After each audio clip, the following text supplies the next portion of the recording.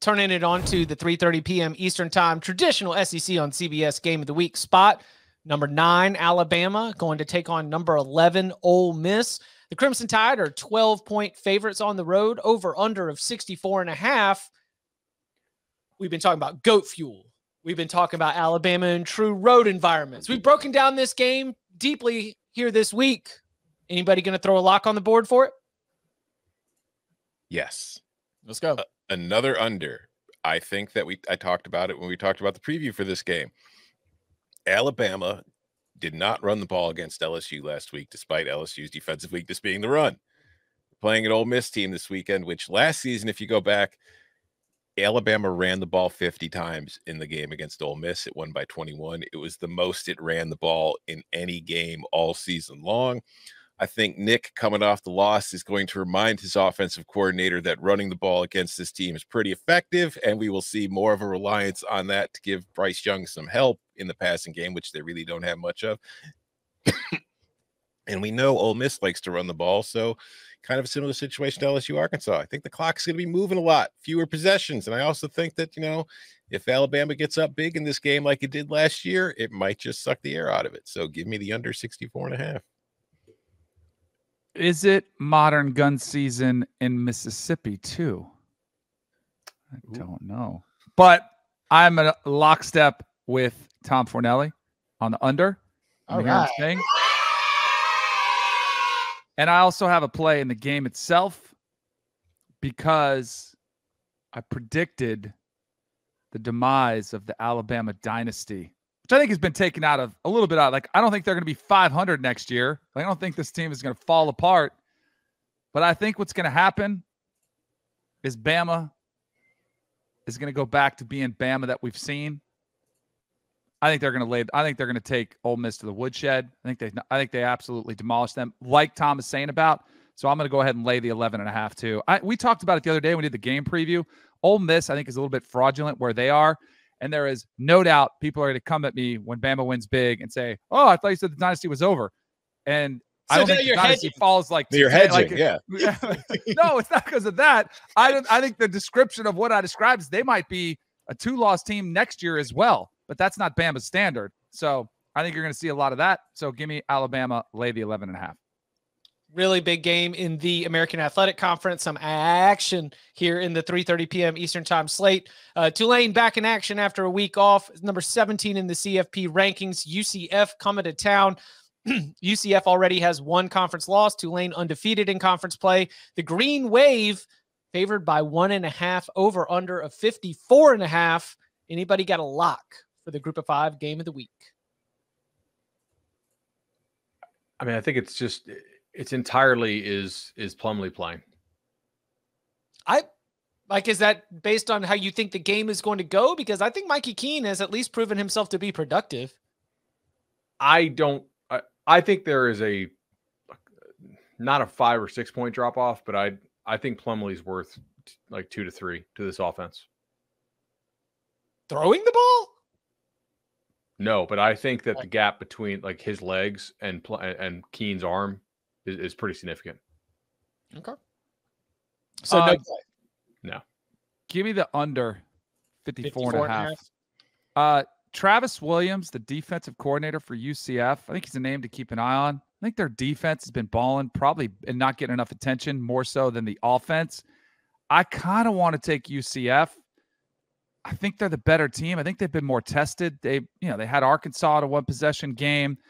They beat Cincinnati. They've had some better. The Louisville game, who all of a sudden, like that Louisville game, which they didn't score in the second half, that game they probably should have won if they had figured things out in the second half. I lean towards them, but I think it'll be a lower scoring affair. You mentioned UCF's DC. Chris Hampton at Tulane, the DB coach, also does a really good job there. So it's going to be interesting to see. In the night slate, new coordinator, actually, not DB coach, excuse me. New number 1, Georgia on the road to play in Starkville against Mississippi State. These two teams started playing in the 1917, 1918. They've only played 25 times. Not very common opponents. You don't see them a lot. They've only played twice since 2012. But Georgia comes in and is hoping to avoid any kind of letdown. You got to face the cowbells. You got to get the clanger and all that. Georgia's 16-point favorites over under a 53.5. Anybody got a lock for this game? I don't have a lock, but I feel like Mississippi State would be a lot more affected by the hunting laws than Ole Miss would be. Chat says big gun season in Mississippi doesn't open until November 19th. But I'm storing that away for next week. Yep, that's good to know. Thank you, chat. I was just gonna anyway. No, what were you gonna say, Chip? I was just saying, give me the dogs. I'll lay them. Okay. Yeah, I've not looked at Mississippi State as a team that has been consistent enough, and the way that things went against Alabama, I think could play out the same way. I don't think that Will Rogers and this Mississippi State offense are going to be very effective. You're locking it up? Yeah, I'm locking it up. Cool. Georgia minus 16. It's a good football team. Oh, you come on, Danny. I've heard. Anybody kind of flew under the radar. They only put up 27 points versus Tennessee, and they kind of shut it down the second half. In a monsoon. Yeah. So, I mean, I think there was some intent there. They were getting ready for this game. Right. What do you mean there was some intent there? I mean, I think if they wanted to score more, they could have, for sure. They did shut it down, and they do want to keep Tennessee around in the playoff. Yep. Right, because remember, Tennessee lost the game intentionally, and then Georgia did its part by keeping the margin small. We got to get 3 teams. To get to the college football playoff. They got the memo. Ranked on ranked matchup in Eugene, also right there at the 7:00 p.m. kickoff time. It is number 6 Oregon hosting number 25 Washington. This rivalry doesn't have like an official trophy or an official name, but there have been some bangers played between these two teams, even through coaching changes. I mean, the programs themselves have both been near the top of the conference for better part of a decade now. It is 13.5 favored for the Ducks, over under 72.5. Who's going to take a lock? This game will not be a banger. Lay the points with Oregon minus 13.5. They are the better team, and they are going to blow the Huskies out of the water because dogs can't swim as well as the Ducks can. That's true. So there you go. We already fought yesterday. Let's just fight it out again. We need a cage. Fight. I think Michael Penix in this offense leading the country in pass yards per game. I think they could put up some points in this Oregon Duck defense. It always happens. Start feeling good about yourself. Start having a little stat padding game with Bo Nix. We're able to get him 2 rushing touchdowns, 2 throwing touchdowns. Why not have him catch 1 too? That's just too big a number for me. I think Oregon wins. I think Washington will make it close. It's got backdoor cover written all over it too. Backdoor cover means that Washington is going to score a touchdown late, right? Yes. Correct. Yeah, give me the over. Let's go. I like it. Okay. I mean, what score does the cover look like here? Is it Oregon turns the ball over a couple times and wins like 40-28, or is it more like, 45-35? That's an over. Yeah. 44-28. I like the 45-35. That's an over. What was the game Bo Nix had 3 picks in? Georgia? Cal? It was Cal, right? Yeah, they screwed around with Cal because I had the under in that one, and I think it went over because Oregon had to keep their starters in longer because Bo Nix kept throwing picks. There's a pick in there. There's a pick 6 in this game. But it's at home. Penix will throw it.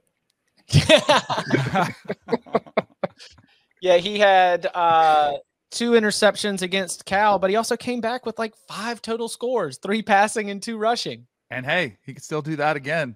Caught one too. Oh, is that was the game where they were getting all tricky with it? Mm-hmm.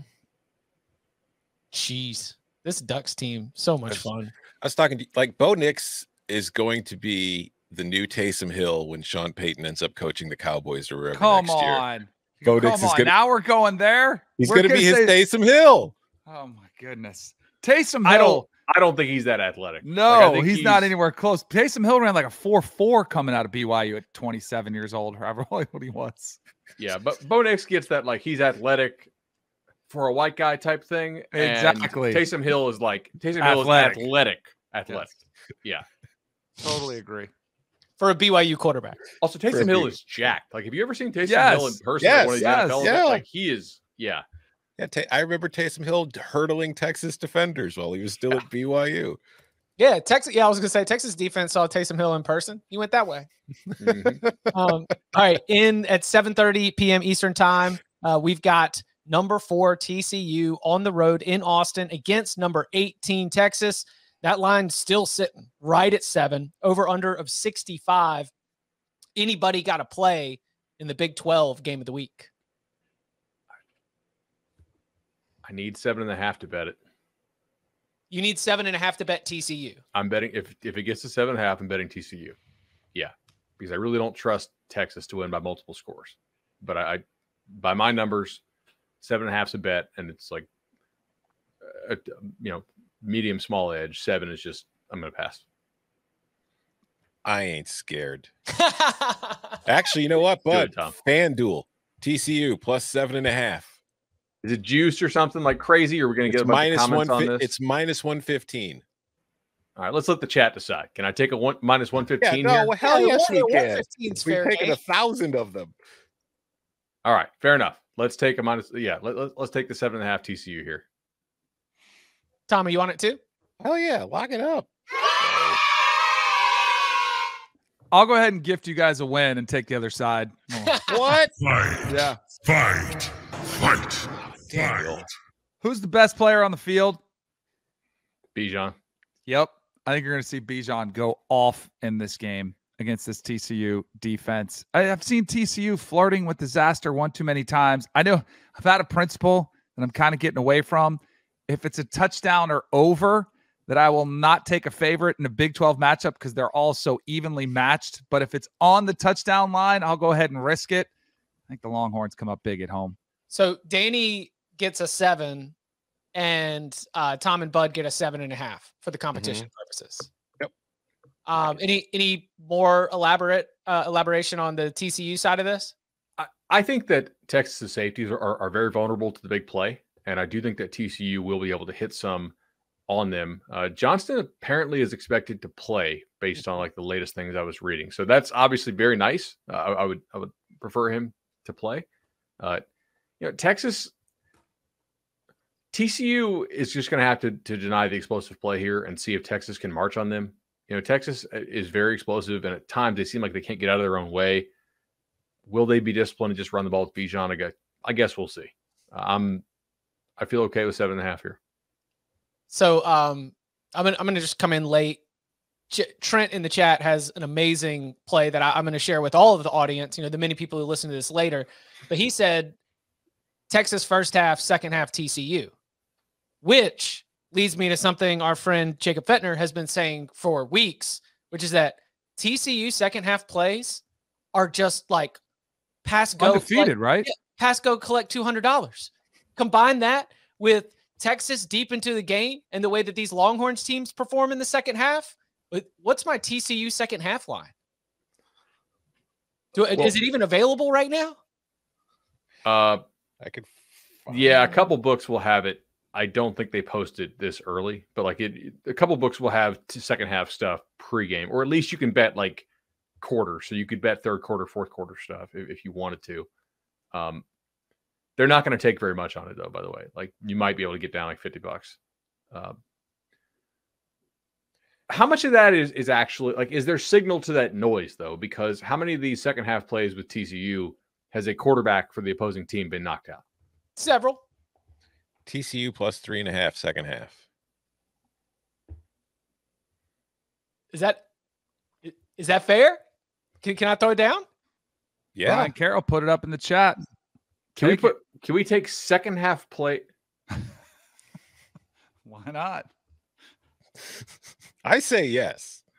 I mean, before come on. you came along, Bud, we didn't have anything except this just is true. straight over. This is true. Yeah, I mean, I think that's probably fine. I'm giving it to you. But all right, yeah. Give me TCU second half plus the DraftKings is 4.5. Yeah. If we're gonna do it, at least get the best number, right? Well, what's the juice on that 4.5? Oh yeah, Trent? what's the juice on that 4.5? And we're gonna get sniped at because the limits are like $12 on these. Well, I don't know how many of our listeners are putting down much more than 50 on any of these games. That's fair. Yeah, Tom, you just pulled it up, right? You said you just got it on the Caesars had it at 3.5 last I looked, but Nathan in the chat says it's at 2.5. We should probably use our sponsor, I guess. yeah. I'm gonna go 3.5. All right, so That's a good ECU idea. second half plus 3.5. Awesome. Love to have a lot of action here at the night slate. We'll be able to We celebrate. can bet a same game prop halftime, full time. Like if that's what the guy from the chat wants. First half Texas, second half TCU for the game is plus 1,300.